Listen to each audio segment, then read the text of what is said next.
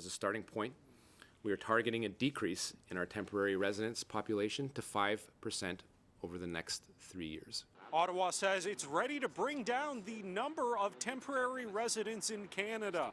The immigration minister says for the first time, it'll be setting a target number for temporary residents while also announcing a crackdown on employers abusing the temporary foreign worker program.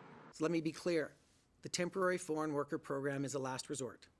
We expect businesses and business owners to exhaust every option and work to prioritize workers here in Canada before applying for temporary foreign workers. As part of the new changes, no more than 20% of a business's employees can be TFWs, which stands at 30% right now, with 3 fields getting an exemption: medical, construction, and agriculture.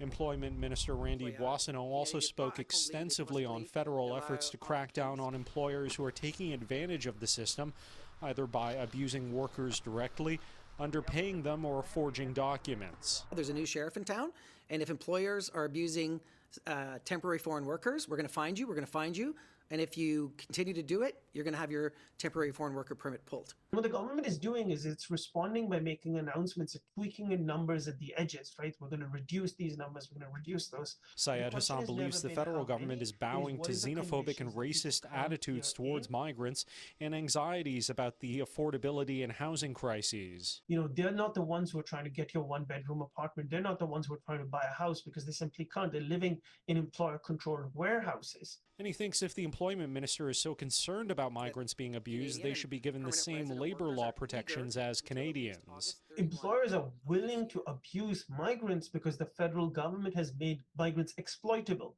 right? So the federal government makes migrants less exploitable. Employers have less of a chance and less of a desire to do that. In Ottawa, Xiaoli Li, City News.